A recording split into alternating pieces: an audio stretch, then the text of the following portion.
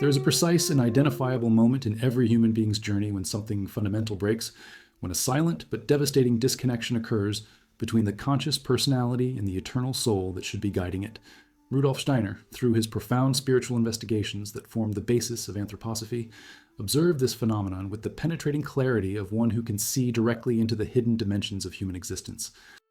He has witnessed countless times the exact moment when a soul stops trying to communicate with waking consciousness, when it gives up sending its impulses, its intuitions, its warnings and guidance, when it withdraws into the silent depths of the human constitution and allows the outer personality to continue alone, directed only by lower forces of the ego, by the impulses of the astral body, by the demands of the material world. This is not a vague mystical event or poetic metaphor. It is a real and observable event for those with developed spiritual awareness, a moment of rupture that has devastating consequences for the rest of the current incarnation and possibly for future lives. And the cause of this rupture, the trigger that makes the soul finally give up after years of persistent attempts at guidance, can be summed up in a simple but profound realization. You have stopped listening. The soul does not give up because you made terrible mistakes, not because you are unworthy or irredeemably corrupt, but because you systematically ignored, suppressed, and finally completely silenced your inner voice until it recognized that continuing to reach out was futile. The human constitution, as described by Steiner, is a complex hierarchy of vehicles of consciousness, each operating at different levels of reality. At the foundation is the physical body, a visible material structure composed of mineral substances organized according to physical and chemical laws. Penetrating and animating the physical is the etheric or vital body, that matrix of formative forces that keeps the organism alive and that we share with the vegetable kingdom. Within and through the etheric operates the astral body, the bearer of sensations, emotions, desires, and impulses that we share with the animal kingdom. And governing or supposed to govern all of these is the ego or higher self, that individualized spark of spiritual consciousness that is unique to humanity, that makes us capable of self-awareness, freedom, conscious moral development. But Steiner emphasized that there is something even deeper than the conscious ego, something he sometimes called the true self or the spiritual soul, that dimension of our being that remains in direct contact with higher spiritual realities, that carries the accumulated wisdom of all our previous incarnations, that knows the purpose and destiny of this particular life before we are even born. This higher soul is constantly trying to guide the conscious personality, sending intuitions, insights, feelings of certainty or restlessness, meaningful dreams, synchronicities that try to direct us towards the paths we chose before incarnating. But the conscious personality, especially in modern civilization, rarely listens to these communications. The process of disconnection between the conscious personality and the superior soul does not happen suddenly. It is a gradual process of alienation that can last for years or even decades. In young children, Steiner observed, the connection is still strong and natural. The child lives closer to his soul, not yet completely hardened by the demands and conditioning of the material world.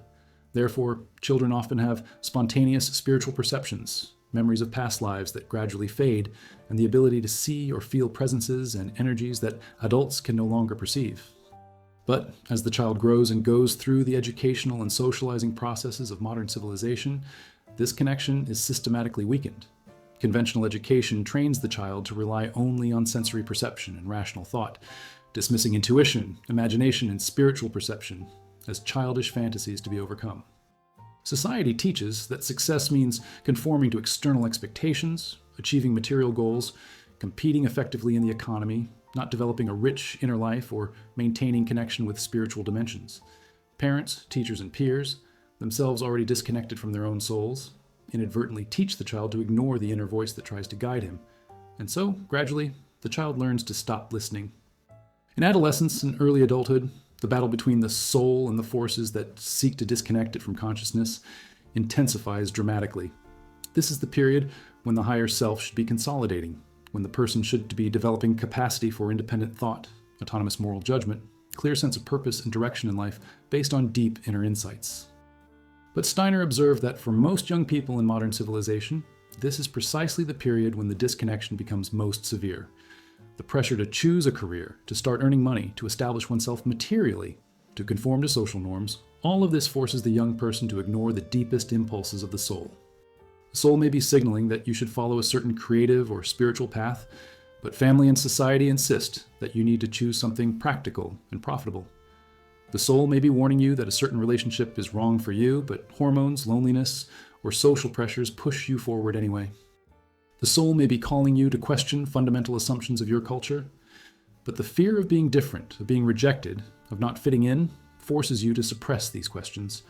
With each choice to ignore the soul's guidance in favor of external considerations and lower ego demands, the connection weakens a little more. The modern world is structured in ways that systematically impede communication between the conscious personality and the higher soul.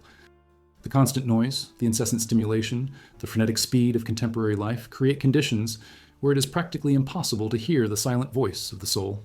Steiner emphasized that the soul communicates in stillness, in silence, in moments of quiet contemplation when the chattering mind quiets and a deeper perception can emerge.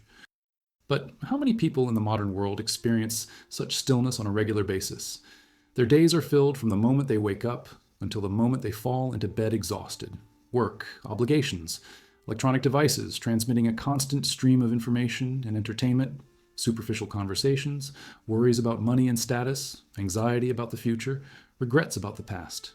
The mind never rests, never silences, never creates the inner space necessary for the soul to be heard. And even when occasional moments of stillness occur, the modern person has been so conditioned to fill every second with distraction that they immediately reach for a smartphone, turn on a television, put on headphones, anything to avoid confronting the silence where the soul could speak. This avoidance is not accidental. On some deep level, many people intuitively feel that if they really listened to their soul, they would have to make dramatic and frightening changes in their lives. The exact moment at which the soul gives up may be precipitated by a specific critical choice, where the person consciously decides to ignore a deep impulse in favor of external considerations or immediate conveniences. Steiner described how the soul often makes a particularly intense final attempt at communication when the person is at a crucial decision point. You are considering taking a job that will pay well, but that you know in your heart is completely misaligned with your true purpose. The soul sends clear signals, feelings of deep discomfort, a sense that something is fundamentally wrong, perhaps even physical manifestations like anxiety or insomnia. But you rationalize, you tell yourself that you need to be realistic, that you can't live on dreams, that you need to think about the financial future, and you accept the job. At that moment, the soul registers that you are not willing to listen, that you have chosen the path of material security over the path of spiritual authenticity, or you are in a relationship that you know is wrong, where there is a fundamental lack of spiritual resonance, where you are betraying essential aspects of who you are to keep the peace or avoid loneliness. The soul has been signaling this for months or years, but you keep suppressing these signals, telling yourself that you're being too demanding, that you should be grateful to have someone, that maybe things will get better. And then comes a moment of clear choice.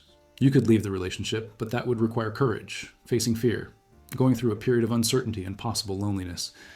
You choose to stay, and the soul notes your refusal to honor its guidance. The betrayal of the soul through repeated choices against its guidance builds up over time until it reaches a critical point. Steiner observed that the soul is incredibly patient and persistent. She doesn't give up easily. She continues to send messages in increasingly urgent ways, trying to reach consciousness through whatever channel remains open. If you ignore subtle intuitions, it may send you more vivid and disturbing dreams. If you ignore dreams, it can manifest physical symptoms, illnesses that force you to stop and reconsider your life. If you ignore even this, it can orchestrate external crises, job losses, relationship endings, events that destroy external structures to force you to look inward. But there is a limit to how many times the soul will keep trying when it meets only resistance and denial. Eventually, after years of failed attempts, after countless ignored messages, after watching you make choice after choice that takes you further and further away from your true purpose and authentic nature, the soul makes a decision. It stops trying. It withdraws into the depths of your being and allows you to continue your life directed only by lower forces, your conditioned ego, your desires and fears, the expectations and demands of the outside world. This is the time to give up. What happens when the soul gives up is both subtle and devastating. Externally, the person's life may continue relatively normally. She still goes to work, maintains relationships, fulfills social obligations. But something essential has changed. There's a quality of vitality that is missing, a light that has gone out, a depth that has disappeared. Steiner described that he could see this clearly when observing people with clairvoyant perception. When the soul is actively engaged in trying to guide the personality, there's a luminosity, a current of spiritual energy flowing from the higher regions of the human being downward through the vehicles of consciousness. When the soul gives up, this current stops. The person becomes more like a highly sophisticated automaton, functioning based on past programming, established habits, social conditioning, but without that living inner guidance that constitutes true humanity. People around may notice that something has changed, but cannot identify exactly what. The person appears flatter, less interesting, as if a dimension of depth has disappeared. Conversations become more superficial because there's no longer any deep source of true insight. Genuine creativity dries up because real creativity flows from the soul. One can still imitate creativity. One can produce things that appear creative externally, but one lacks that quality of authentic originality that comes only when the soul is active. You stopped listening. These words should echo in the consciousness of every person who feels that something is missing in their life, everyone who experiences that persistent emptiness that no amount of material achievements or sensory pleasures can fill, every person who sometimes wonders who they really are beneath all the social masks and roles they play. The silencing of the soul does not happen because you are a bad person or because you have failed in some fundamental way. It happens because you have been taught from childhood not to trust your inner perception, to value external opinions over internal knowledge, to seek validation from others rather than aligning yourself with your own truth. It happens because you live in a civilization that is structurally organized to prevent communication between personality and soul, that constantly bombards you with messages telling you that happiness comes from external achievements, that value comes from economic productivity, that reality is only what can be measured and quantified. It happens because you are tired, overwhelmed, distracted, functioning in survival mode most of the time, lacking the emotional or mental resources to engage in the difficult work of self-examination and transformation that soul listening would require. But the reasons it happened don't change the devastating fact that it happened, nor do they eliminate the consequences of living a life disconnected from your soul. The consequences of living disconnected from the soul extend far beyond this singular life. Steiner taught that the purpose of each incarnation is to develop certain qualities, learn specific lessons, resolve particular karma, advance our spiritual evolution. But if we spend a lifetime ignoring the soul's guidance, not only do we fail to achieve the goals we set for this incarnation before we were born, we actively create new karmic problems that we will have to face in future lives. Every choice to ignore the soul, every decision to prioritize material gain over spiritual integrity, every moment of betrayal of our true nature creates an imprint on our karma. When we die and go through the life review process that Steiner described in detail, we will experience the full impact of having lived out of alignment with our soul purpose. We will have to feel not only our own suffering from this disconnection, but the suffering of everyone who has been affected by our unconscious choices. And then, when we prepare to incarnate again, we will have to include in our karmic plan not only the lessons we originally intended, learn them in this life, but also the need to correct the mistakes and imbalances that we create by living out of alignment. Life is challenging enough when we are working on our original karma. It becomes exponentially more difficult when we accumulate additional karma through years of ignoring our soul. The loss of genuine creativity is one of the most visible consequences of living disconnected from the soul. Steiner taught that all true creativity flows from higher spiritual dimensions through the soul to the conscious personality.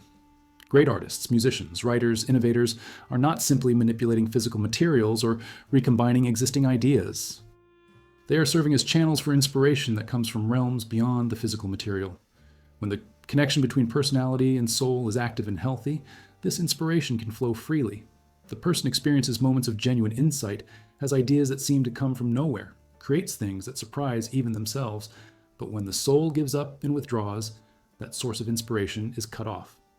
One may still be able to produce, one may develop technical skills, one may imitate styles and forms, but one lacks that spark of authentic originality. Steiner observed this particularly in modern art, where he saw much sophisticated technique but little genuine inspiration, much self-expression of the lower ego but little transmission of higher spiritual truths. A person disconnected from their soul can become very competent in their field, they can master techniques, they can even achieve commercial success, but they will never create anything truly transformative, because genuine transformation comes only when spiritual inspiration can flow through a creator aligned with their soul. The ability to truly love is also deeply compromised when the soul gives up. Real love, Steiner taught, is not simply emotion or physical attraction. It is not just chemistry or psychological need.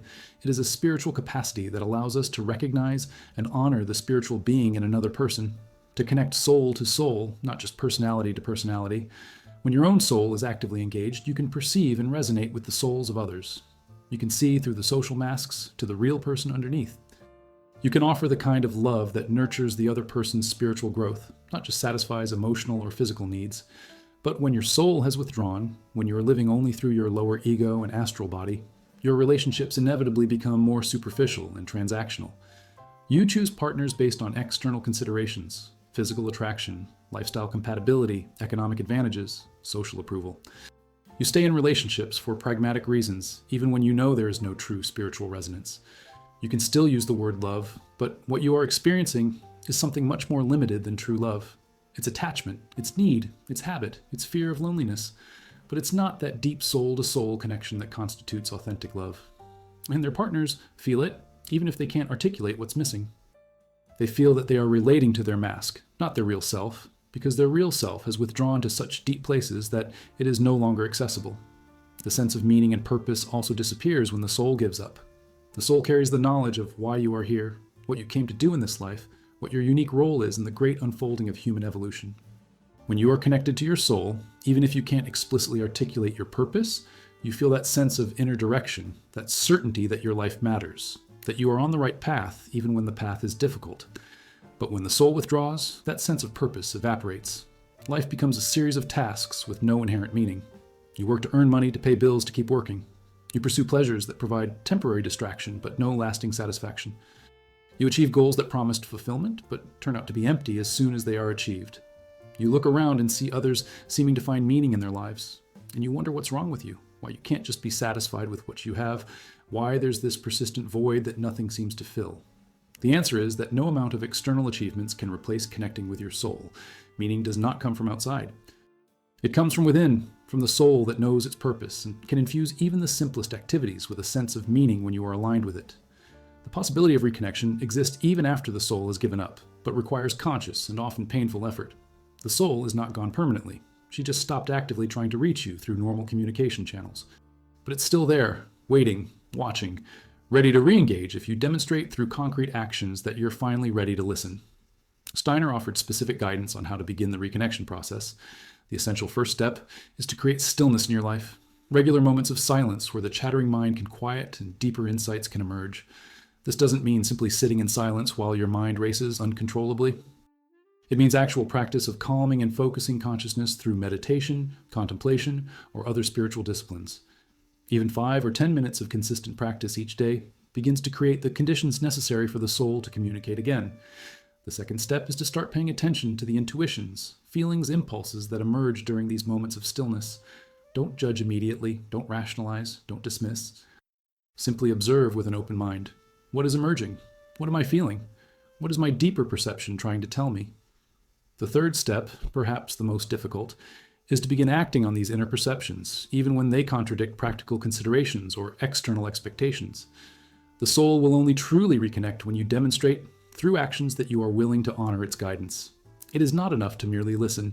You have to show that you are taking what you hear seriously. This could mean making big, scary changes in your life. It may mean leaving the job that is killing your soul, even without having another one lined up, trusting that if you follow your inner guidance, outer circumstances will eventually organize themselves in ways that support your authentic path.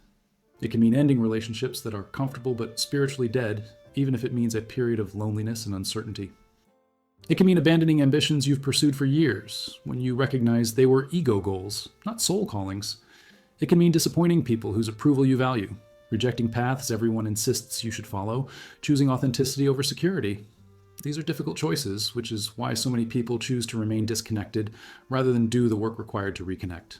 But Steiner was clear, there are no shortcuts. The soul will not be deceived by half measures or superficial gestures. It requires genuine demonstration through concrete action that you are committed to living in alignment with your guidance.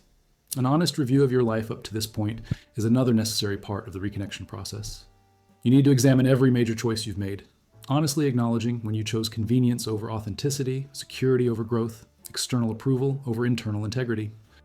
This is not an exercise in self-flagellation or useless guilt. It is simply seeing clearly where you have been out of alignment with your soul, understanding the patterns that have led you to that misalignment, recognizing the fears and conditioning that have caused you to betray your true nature over and over again. Steiner recommended a specific practice of retrospective review, where you mentally relive your day in reverse order before bed, observing your actions and choices with objective detachment.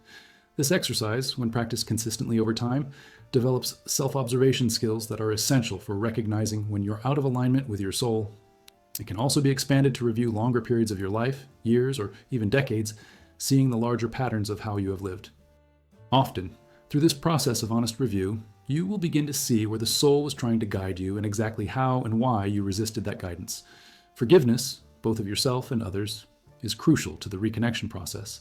Carrying heavy guilt about past choices or resentment about how others have influenced you creates energetic blockages that impede soul communication. Steiner taught that the soul does not judge you for your past mistakes. She simply wants you to learn from them and make different choices going forward. Incessant self-recrimination doesn't help anyone, it just keeps you stuck in past patterns. Similarly, blaming parents, teachers, society, or other external forces for conditioning you to ignore your soul may be true, but it is not helpful if it becomes an excuse to remain a victim of circumstances. Yes, you have been conditioned. Yes, modern society makes it extremely difficult to maintain soul connection. Yes, you were taught from childhood not to trust your inner perception.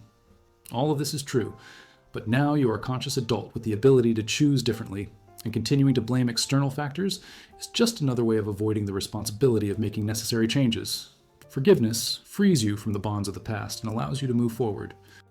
Reconnecting with the soul also requires that you develop genuine courage, not the physical courage to face external dangers, but the moral courage to be different, to follow your own path, when everyone around you insists that you're wrong, to maintain integrity even when it is costly in worldly terms. Steiner called this the development of the true self, that ability to hold fast to one's inner perceptions against all external pressures. This is one of the most challenging aspects of the spiritual journey because it goes against all social conditioning that emphasizes conformity and seeking approval. When you begin to live more authentically according to your inner guidance, people around you often react with discomfort, criticism, or even hostility. Your change confronts them with their own choices to remain disconnected from their souls, and this creates cognitive dissonance that many resolve by attacking you instead of examining their own lives. You may lose friendships, you may create family conflicts, you may be seen as selfish, irresponsible, or crazy. Navigating this requires deep conviction that living in alignment with your soul is more important than maintaining social approval, and this conviction can only come from direct experience of the value of such alignment.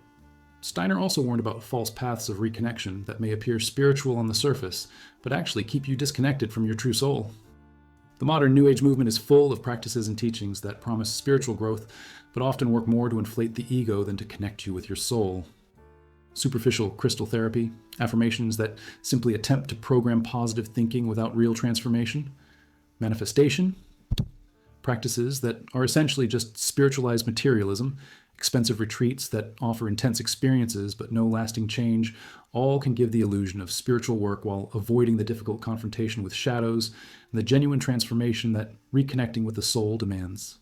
Steiner emphasized that authentic spiritual development is work, not entertainment. It requires sustained effort, discipline, willingness to face uncomfortable aspects of yourself, and long-term commitment.